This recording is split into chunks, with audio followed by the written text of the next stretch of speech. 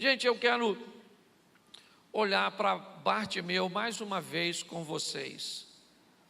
Eu quero que você abra a sua Bíblia no Evangelho de Marcos, no capítulo 10, a partir do verso de número 46.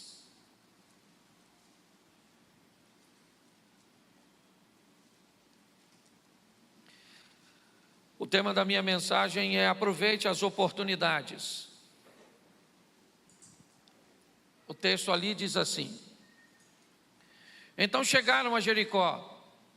Quando Jesus e os seus discípulos, juntamente com uma grande multidão, estavam saindo da cidade, o filho de Timeu, Bartimeu, que era cego, estava sentado à beira do caminho pedindo esmolas. Quando ouviu que era Jesus de Nazaré, começou a gritar: Jesus, filho de Davi, tem misericórdia de mim. Muitos o repreendiam para que ficasse quieto, mas ele gritava ainda mais: Filho de Davi, tem misericórdia de mim. Jesus parou e disse: chamem-no. E chamaram o cego. Ânimo, levanta-te, ele o está chamando. Lançando sua capa para o lado, de um salto pôs-se em pé e dirigiu-se a Jesus. O que quer que eu te faça? Perguntou-lhe Jesus. O cego respondeu: Mestre, eu quero ver. Vá, disse Jesus, a sua fé o curou. Imediatamente ele recuperou a visão e seguiu Jesus pelo caminho. Feche os seus olhos. Senhor nosso Deus e Pai, em nome de Jesus, eis aqui a tua palavra. Continue falando conosco e usa-me como um canal de bênção nesta hora, pelo poder do nome de Jesus. Amém. Glória a Deus. Amém. Eu quero fazer uma observação. Ainda ontem, no evento que eu estava pregando, o pastor Jeremias fez uma exposição extraordinária, focada nesse texto. Isso abriu o meu coração para compartilhar com vocês novamente esse texto. Nós estamos diante de um momento muito especial para as pessoas que desejam ter um contato com Jesus, pois são os últimos momentos de vida de Jesus nesta ocasião. Jesus já esteve em Jericó em outras vezes, é verdade, mas essa vai ser a última vez que Jesus pisa naquela cidade. Ele iniciou basicamente seu ministério ali, pois é em Jericó que está o monte da tentação, onde Jesus foi tentado. É verdade que nós vamos olhar para o Velho Testamento e vamos ver alguns milagres sendo realizados em Jericó. Nós vemos a queda da muralha, nós vemos a transformação ou a purificação da água e outras situações. Jericó me parece ter se tornado, durante sua história, um ambiente de milagres, um lugar onde o poder de Deus tinha como se manifestar. Ao contrário de Nazaré, uma cidade cuja qual Jesus cresceu, e a própria Bíblia diz que quando Jesus chegava em Nazaré, ele não podia fazer ali muitos milagres. Jesus cresce num lugar, e no lugar cujo qual ele cresce, todas as vezes que ele retorna lá, ele não pode fazer grandes coisas, ele não pode curar, os sinais, o poder de Jesus fica limitado em Nazaré.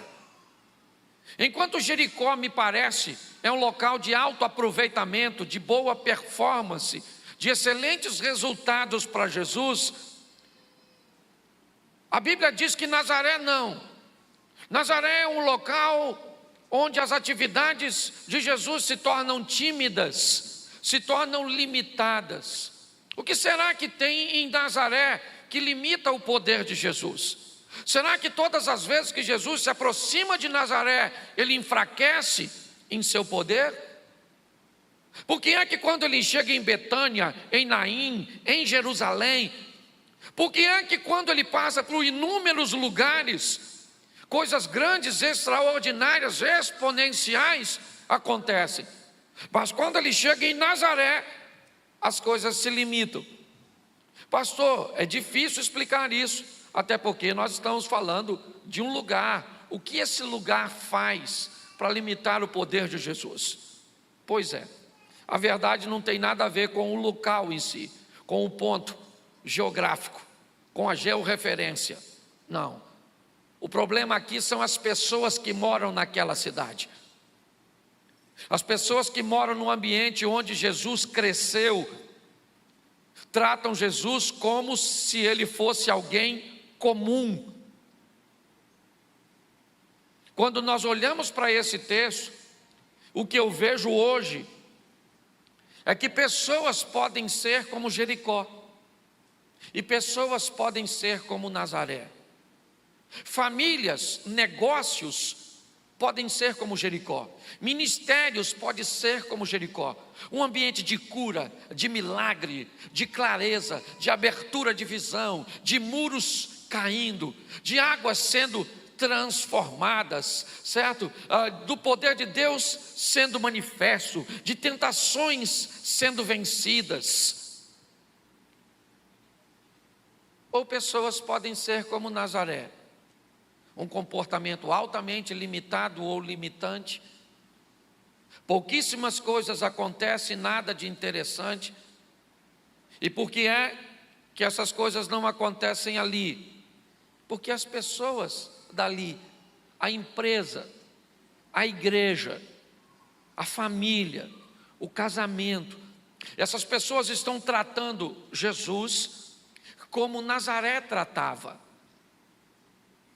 É muito importante você entender isso, porque às vezes você pode olhar uma cidade, uma família que mora na mesma rua, às vezes é apenas um número de diferença, ao invés de ser o 45, é o 47.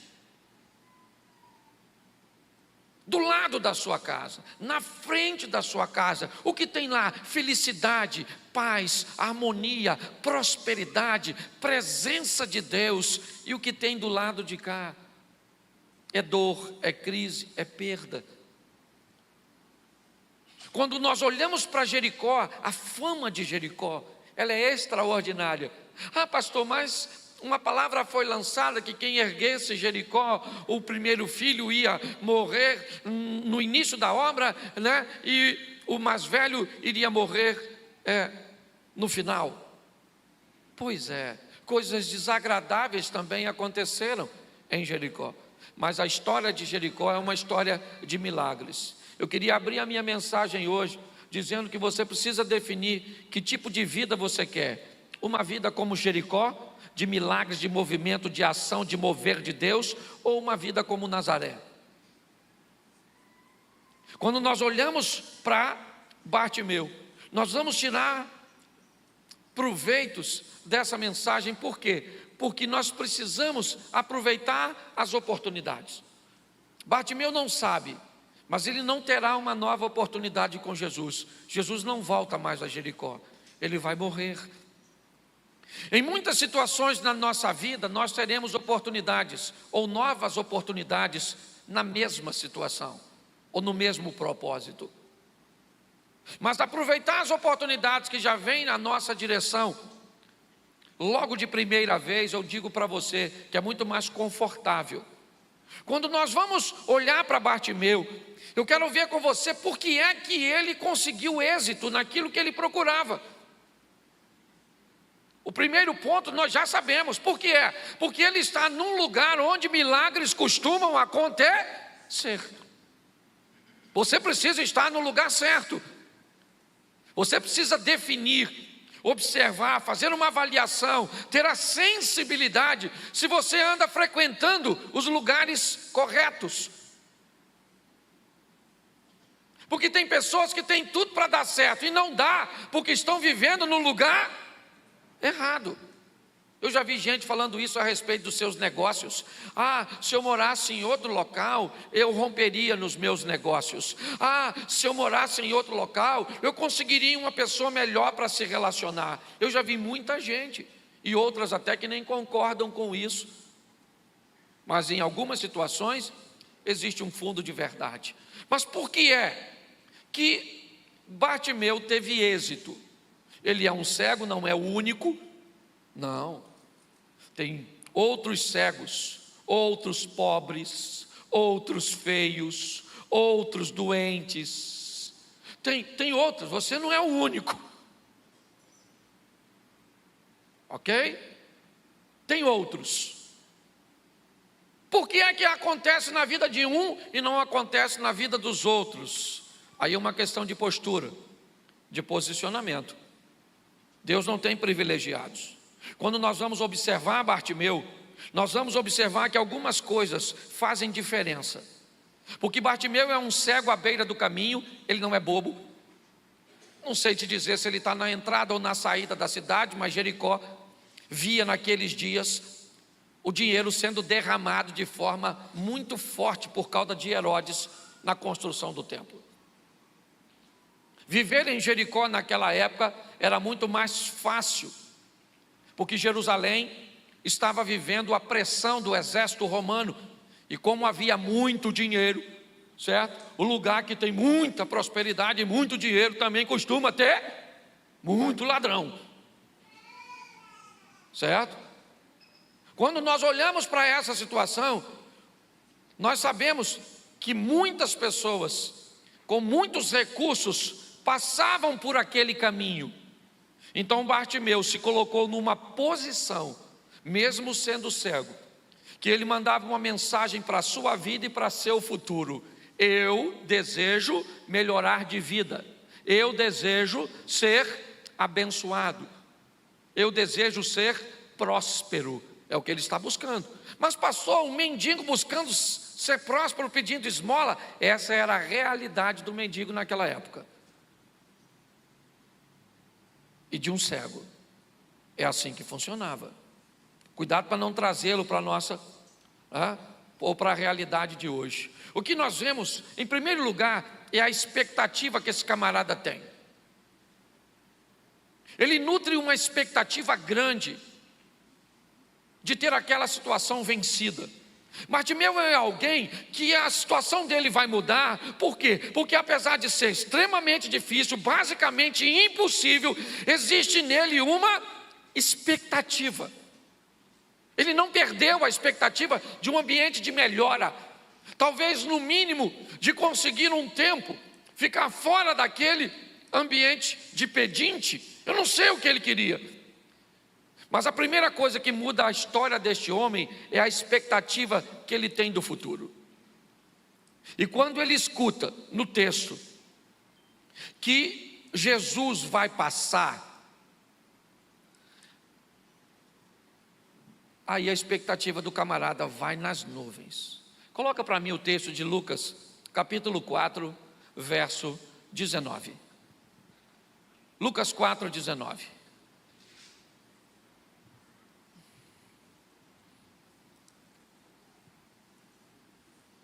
Volta ao 18, por favor. É porque eu coloquei o 18 primeiro que o 19, perdão. O Espírito do Senhor está sobre mim, porque Ele me ungiu para pregar boas novas aos pobres. Ele me enviou para proclamar liberdade aos presos e recuperação da vista aos, e para libertar e proclamar o ano da graça do. Esse texto de Lucas, Jesus está fazendo a leitura do profeta Isaías, e o texto que Jesus escolhe para ler sobre o profeta Isaías, Jesus diz o seguinte: o Espírito do Senhor está sobre mim. E entre tantas coisas, volta ao 18, que Jesus diz que tinha autoridade, ele tem liberdade, ele tem condições de fazer o que com o cego? Lá no finalzinho, fazer o quê? O que que Jesus pode fazer com o cego? O que que Jesus pode fazer com o cego? E o que que Bartimeu é? Se esse cara não é esperto, passando lá é alguém que o profeta Isaías, o profeta messiânico, disse que teria autoridade para devolver a vista aos... E Bartimeu disse: então eu estou dentro. Se ele pode fazer por mim o que ninguém pode, eu vou a ele, para que seja feito. Quando nós olhamos para isso, nós vemos que a expectativa de Bartimeu, ela não é posicionada de qualquer forma.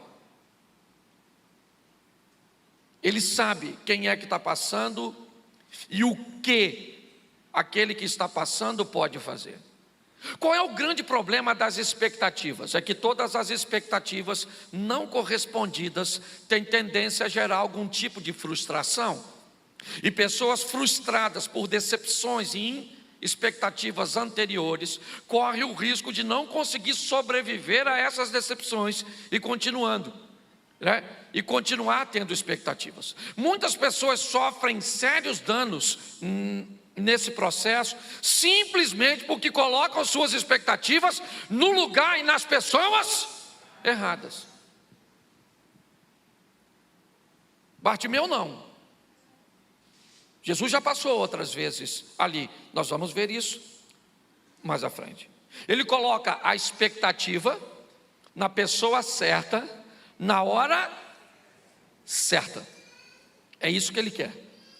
Bom, então ele está lá, cheio de expectativa, de que pode alcançar alguma coisa, pois quem está passando por ali é o Messias, o filho de Davi, e Bartimeu sabe que Isaías disse que quando ele estivesse nesse mundo, ele teria autoridade para devolver a vista aos cegos.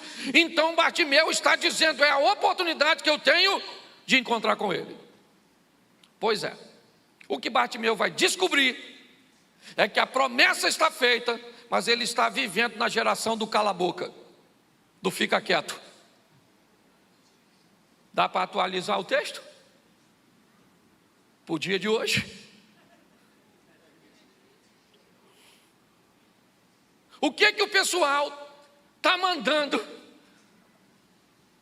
o Bartimeu fazer? Cala a boca, Bartimeu.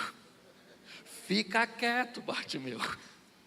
Se você quer ser próspero e vencer, e não deixar a sua expectativa esmorecer, vai ter que sobreviver à geração do cala-boca, porque estão tentando calar a boca do povo, não é de hoje. Essa é uma grande verdade. Bartimeu está lá querendo ser abençoado e as pessoas dizendo: calem a boca, fica quieto, não incomode o mestre.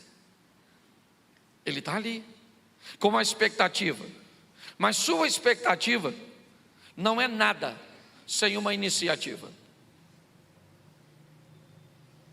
Qual é o grande problema dos sonhadores? É que eles costumam ser, desculpe a expressão, pernetas. Grande parte dos sonhadores, me parece, tem a única perna dos sonhos. E com essa perna ele tem muita dificuldade de movimento, porque ele não consegue tirar essa perna da base para colocar a próxima perna que vai fazer com que sua vida se movimente. A perna da iniciativa. Bartimeu é alguém que não vai ficar dentro de casa olhando para a parede, reclamando porque nasceu cego, porque ficou cego, porque isso, porque aquilo outro. Não, ele tem uma expectativa, mas ele sabe que expectativa não muda a vida de ninguém. O que muda a vida das pessoas é iniciativa.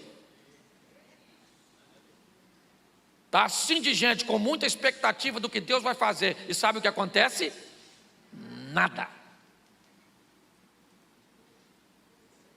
Mas quem tem expectativa e tem iniciativa, vai embora.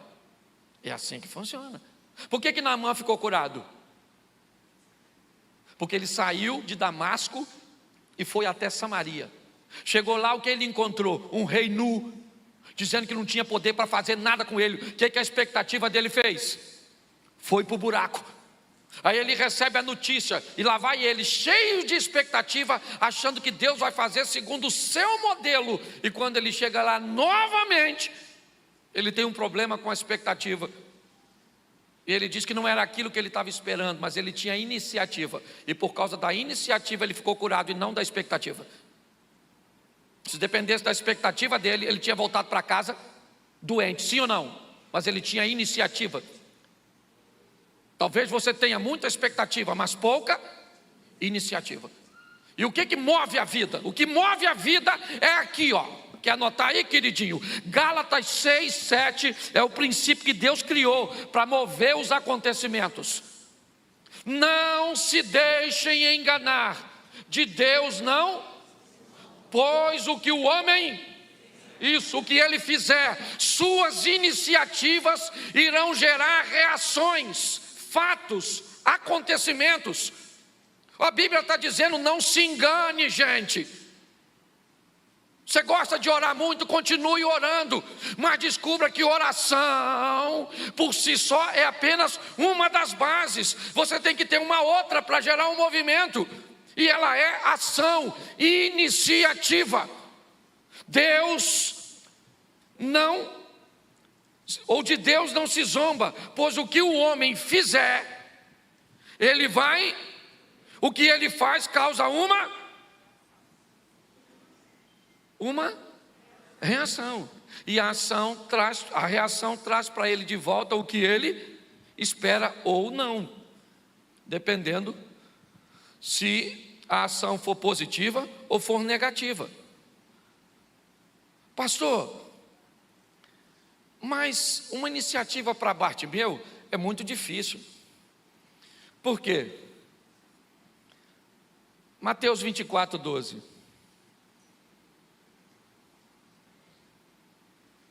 Mateus, devido ao aumento o que acontece com o amor de muitos? Pois é. Bom, Bartimeu está tentando mudar de vida. E o texto diz que devido ao aumento da maldade, e nos últimos dias, é o texto que serve de base para início desse texto, nos últimos dias irão acontecer uma série de coisas, e diz, por causa do aumento da maldade, o amor de muitos, sim ou não? Isso. Só que isso é altamente desanimador. Nos últimos dias, repita comigo, nos últimos dias, o amor de muitos se esfriará. Atos dos Apóstolos. Dá uma travada nesse texto na sua Bíblia, esse que eu botei aí agora. Marca ele assim, se você puder. E marca agora, Atos dos Apóstolos 2,17. Nos últimos dias diz, quem foi que disse antes que o amor se esfriaria nos últimos dias? Quem foi que disse? Deus. E quem é que está dizendo agora que nos últimos dias, o que Deus vai fazer? Derramar o Espírito sobre? Escolhe um dos dois textos para você viver na sua vida. Você pode viver a vida dizendo que no final dos dias o amor de muitos esfriará. Você vai dizer, na minha vida, nos últimos dias, o Senhor vai derramar nela, na minha vida, na minha casa, na minha família, no meu ministério, o Espírito do... Você precisa definir. Não é porque um texto está na Bíblia que você vai aplicar ele na sua vida. Muitas vezes ele está lá para dizer exatamente como não deve ser. Porque é muito difícil, porque o amor dos outros esfriou. Então pega esse texto e leva para o seu casamento, e vai ver o amor do seu marido esfriar, da sua mulher esfriar, dos seus filhos esfriar. Vai viver na geladeira. Ou você pode dizer, nos últimos dias, mesmo que o amor esteja esfriando, o que eu vou viver é o derramamento do Espírito. O que Bartimeu está mostrando é que há nele uma iniciativa para sair de onde ele está. Ele não é alguém que está apenas pautado em expectativas. Não, ele sai de casa, ele vai para a porta, né? Ou para a saída da cidade. Ele não pode ver as pessoas, mas ele está lá, sentado na sua capa ou envolto nela por causa do frio. Eu não sei, mas seu propósito é o que? Tirar da vida o que a vida pode lidar com o que ele, até que a sua história mude.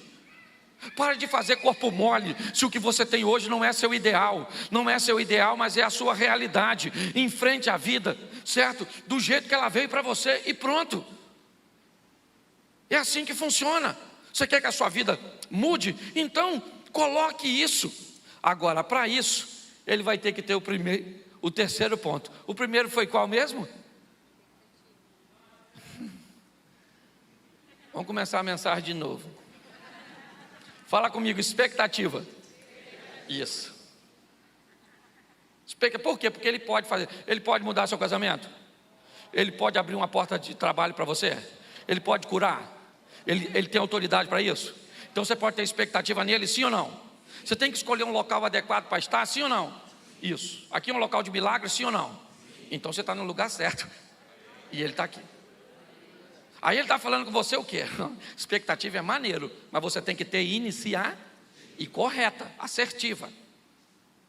Porque tem gente que sai de um culto desse e perde a bênção no carro. Porque alguém fechou seu carro e agora você quer ir. E agora? Ele não pensa, por que é que fecharam meu carro? Será que eu seria assaltado e me envolveria no acidente? Porque às vezes, se eu fosse Deus, vai lá e tira o carro. Para ele enfiar a cara num poste ali. Eu não vou deixar morrer não. Só vai ficar mais feio do que é com a cirurgia. Tem gente que perde a bênção, porque não consegue fazer uma leitura. A Bíblia diz que todas as coisas, quantas coisas são? Cooperam para o bem daqueles que... Quantas coisas? E se o cara te fechou? Fechou seu carro para você não sair. Coopera ou não? É difícil enxergar isso, né? Tem que ser muito espiritual. E a gente fala a língua estranha no culto. E você sabe o que é mais legal? É que ela fica mais estranha no estacionamento. Deixa quieto que eu não vim falar disso. Deixa quieto, ok? Mas dá uma olhada. Então a expectativa, sim ou não? E depois iniciar. E agora? Bartimeu vai precisar de uma das coisas mais valiosas desse mundo: coragem. Para quê? Para ficar exposto. Por quê? Porque ele está à beira do caminho. Quem é o centro das atenções? Quem é o centro das atenções? Mas se ele chamar, se ele gritar, se ele começar a fazer o que ele pretende fazer, o que acontece com ele? Ele começa a expor sua situação. Quando ele começar a gritar, vão descobrir o que ele está vestindo. Quando ele começar a gritar, vão descobrir que ele é cego. Vão descobrir que ele é mendigo.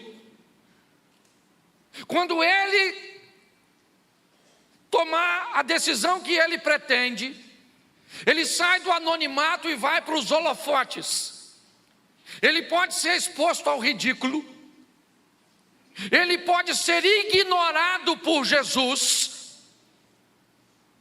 Quando Bartimeu resolve tomar essa decisão, ele é altamente corajoso. O que ele decide fazer é algo extraordinário, porque o que distingue um corajoso de um tolo é a causa.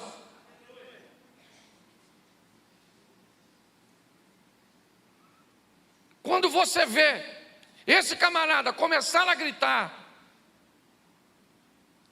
ele começa a expor.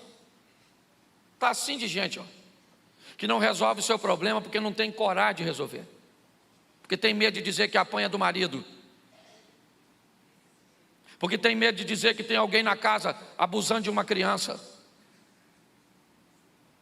porque tem medo de dizer para a mulher que o salário diminuiu, ou que está a ponto de ser mandado embora, porque tem medo de dizer que está sentindo uma dor. Tem gente que não muda porque não tem coragem, porque tem medo. O que vão dizer de mim Se eu pedir uma cesta básica à igreja, nossa, eu vou revelar. Você vai revelar à igreja que você está vivendo um momento de dificuldade, que você precisa de... É só conversar com você e eu vou descobrir que em outras ocasiões você já ajudou tanta gente e que agora você merece da vida receber ajuda. Mas não. Quando Bartimeu grita, ele sai do anonimato, ele vai para os holofotes. As pessoas começam a pressioná-lo, dizendo que ele não vai conseguir. Jesus está ficando distante. Ele continua gritando. Pensa se Jesus não para. Que humilhação e vergonha. E ele é corajoso, porque em Lucas 19, um tempo antes, quando Jesus esteve em Jericó, ele veio a Jericó para ir na casa do 19:2 de Lucas. Coloca para mim. Havia ali um homem chamado chefe dos... Jesus foi na casa dele, sim ou não? Mas ele é rico. Mas Jesus... Não, Jesus foi na casa do Zaqueu, porque Zaqueu é rico. Seja franco, se você recebe 2 convites para comer na casa de um rico ou de um pobre, não fala não, para não passar vergonha. O cara tem que ter coragem, sim ou não? Sim. Coragem para se expor, coragem para ir para a vitrine da vida. Porque se você quer mudar de vida, mas não tem coragem para tomar uma decisão, se conforte com a mediocridade.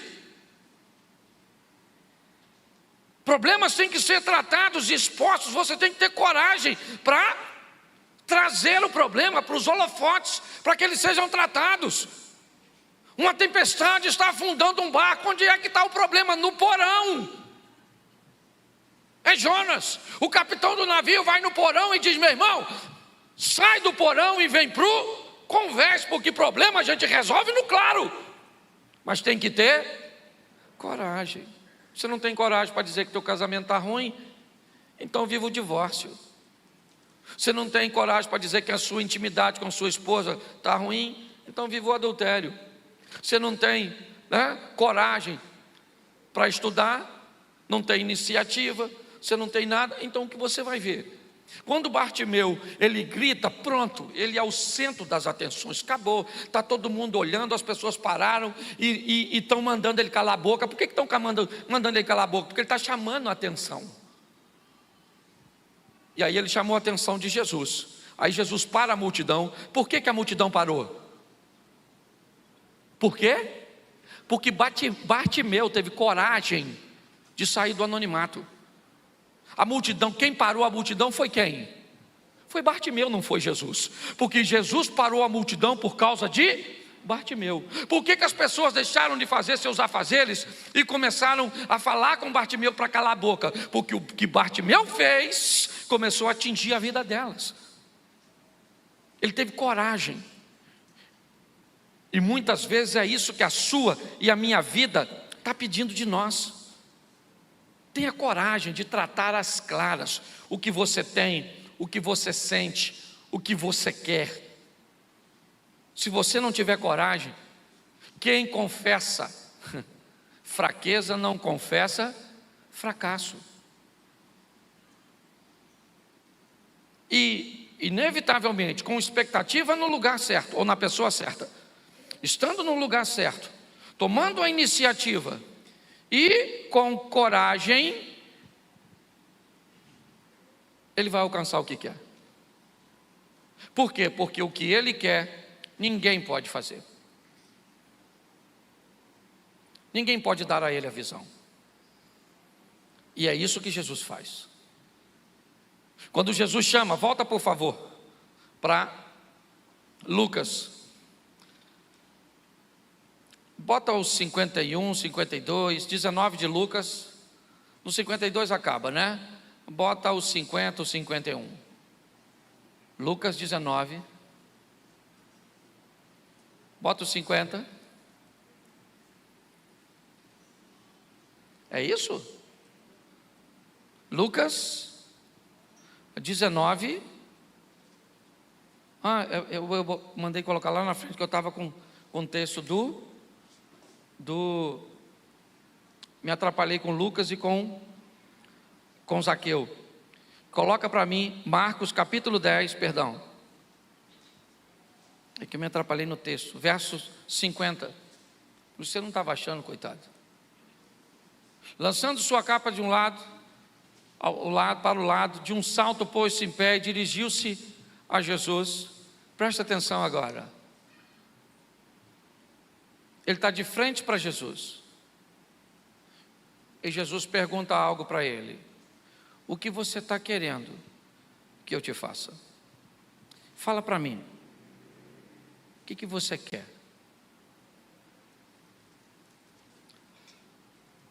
Agora Bartimeu vai pedir algo que só a fé poderia impulsioná-lo a pedir. Primeiro, no seu discurso inicial, ele reconhece que Jesus Cristo é filho de Davi, o Messias, é verdade. Filho de Davi, tem misericórdia de mim. Provavelmente ele fala essa frase nesse contexto, porque as pessoas estavam chamando Jesus. E se ele grita apenas Jesus, Jesus não iria atendê-lo, porque ele seria simplesmente mais um na multidão. Ele criou um ambiente cujo qual o seu chamamento fizesse diferença no meio da multidão. Bartimeu é alguém que quer fazer algo novo num ambiente onde todo mundo está uniformizado. Então ele chama filho de Davi e chega. Quando ele chega, Jesus categoricamente quer dizer para todo mundo: preste atenção no que ele vai me pedir. É lógico que Jesus sabia que o que um cego quer, o que é? Ver. Mas preste atenção, Jesus está marcando seus territórios. É a última vez que ele passa em Jericó. Da outra vez ele curou um rico, ou transformou a vida de um rico chamado Zaqueu. Agora ele tem um contato com um pobre, porque a mensagem dele é: eu vim para todos, seja rico, seja pobre, eu vou parar para dar atenção. Eu entrei na casa do Zaqueu para comer com ele, porque ele tinha casa e tinha como me receber. Mas eu vou trazer aquele que não tem condições de me receber em sua casa até a mim. Olha só. O último passo da história de Bartimeu é a fé. Jesus pergunta: o que você quer que eu te faça? E quando ele diz: mestre, eu quero ver, Bartimeu sai do mundo físico, sai do mundo emocional e mergulha no ambiente espiritual. Quando ele diz: mestre, filho de Davi, Messias, filho de Deus, Salvador do mundo, o Senhor tem autoridade para me devolver a visão. Venceu as pessoas que estavam à beira do caminho, à distância, e agora está lá diante de Jesus. E aí Jesus diz para ele no verso 52: vá, disse Jesus, a sua fé, pois é. Nós temos um problema e muito cuidado na hora de olhar para isso. O que curou Bartimeu não foi a fé. A fé foi um dos ingredientes que compôs o processo cujo qual, porque se ele tivesse fé, simplesmente tivesse dentro de casa, tinha acontecido alguma coisa. Se ele não tivesse rompido e vencido, talvez você tenha muita fé, mas suas expectativas estão no lugar errado. Talvez você tenha muita fé e muita expectativa, mas talvez você não tenha iniciativa. Talvez você tenha fé, expectativa, iniciativa, mas não tem coragem. E talvez você tenha iniciativa ou expectativa, iniciativa coragem, mas não tenha, e não vai valer nada. Me parece que um processo foi criado. E hoje, a sua vida te desafia. Não sou eu, é a sua vida. Olhar para a sua vida e dizer: pastor, eu não tenho mais expectativa em casamento, porque eu já fali por onde eu passei. Eu não tenho mais expectativa nos meus negócios. Eu não tenho mais expectativa na igreja. Estou cansado de pastor. Estou decepcionado com a igreja. Suas expectativas eu não sei onde você colocou. Talvez muita expectativa, zero de iniciativa. Ou todas as iniciativas não conseguem serem canalizadas. Todas as iniciativas não conseguem seguir um processo cujo qual você tem muita força, mas não tem direção. Trate sua vida com cuidado, pois ela é sua. Pare de chamar consequências de suas ações de cruz. Ah, essa é a minha cruz. Não é sua cruz nada, meu irmão. Pare de botar cruz ou a nomenclatura de cruz nas consequências. Está lá: Deus não se deixa, iniciativa, escarnecer. Dele não se zomba. Fez, arque com as consequências. A vida é sua, você faz dela o que você quiser. É você que decide se é isso que você quer para você, para o seu casamento, para os seus filhos. Porque a hora que as outras pessoas definirem o que vai acontecer na sua vida e a maneira que você vive, essa pessoa se tornou seu Deus. Ela virou uma divindade para você. Por isso que um partido político não define a sua vida. Por isso que um regime não define a sua vida. Quem define a sua vida é você, em Deus. Porque é Ele que tem que ter o controle da sua história. Mas para isso, sua expectativa vai ter que ir no lugar certo. Está no lugar certo. A iniciativa, ela tem que estar aí, né? Já brinquei com isso aqui em oração e ação. Sempre, seus 2 pés estão aqui, no chão. Parou sua vida. Tira ele do chão, ela também para. Porque o movimento da vida é um pé no chão e o outro se movimentando. Entendeu? Enquanto um te apoia, o outro se movimenta. Faça isso. Esse dia alguém falou: pastor, vá fazer exercício. Eu falei: por quê? E fortaleça as pernas. Eu falei: por quê? Ele falou assim: porque na velhice o que mais derruba velho é tombo. E tombo acontece por causa de perna fraca. Eu falei: ainda não estou nessa idade. Mas eu queria que você saísse daqui, porque meu propósito é ver sua vida em movimento. Para de cambalear. Para de caminhar apenas numa linha. Viva o extraordinário de Deus. Por quê? Porque é isso que Deus tem para você. Seja espiritual ao extremo. Ok? Vá nas nuvens mesmo. Entre, rasgue os céus e entre na presença de Deus. Mas vive o sensacional aqui nessa terra. Depois do culto, se você quiser caminhar conosco, ali atrás do cameraman ali, tem uma salinha com as cadeiras vermelhinhas. Nós temos um pessoal lá para te receber. Se você quiser nos conhecer mais de perto. Que igreja é essa, meu Deus, que bota a responsabilidade demais nas costas da gente? Eu gosto mais de culpar o diabo. Pode continuar, não tem problema não. Ele já está condenado mesmo. Só que a sua vida não muda enquanto você culpa os outros. Sua vida vai começar a mudar quando você enxergar suas responsabilidades. Ah, pastor, não muda porque minha mulher não muda. Comportamento de foca. Só muda se ganhar um prêmio. Faz uma gracinha, vem aqui. Toma aqui na boquinha, foquinha. Você tem que mudar para você se tornar alguém melhor. Hoje eu estava conversando isso com a esposa na volta do almoço. Se você muda e a outra pessoa não quer mudar, você tem autoridade para falar com Deus, né? Estávamos nessa discussão hoje, para saber quem é que Deus ia levar primeiro. Meu medo é ela ter mais intimidade com Ele do que eu, né? Até porque às vezes eu vou falar com Deus, não sei se Ele é meu pai ou se Ele é meu sogro. Se é meu pai ou dela. Mas saia daqui para viver o extraordinário, gente. A semana começa hoje. E vem aí a melhor semana da sua vida. Eu não estou brincando não. Quando eu falo isso, eu vivo uma semana, uns troços mais extraordinários. Vem aí, setembro está terminando e Ele vai trazer consigo o melhor tempo da sua vida, da sua família. Um tempo de cura, um tempo de prosperidade, um tempo de paz, certo? Isso, fique de pé. Fique de pé. Feche seus olhos. Glória a Deus. Feche seus olhos. Pai, muito obrigado por essa noite.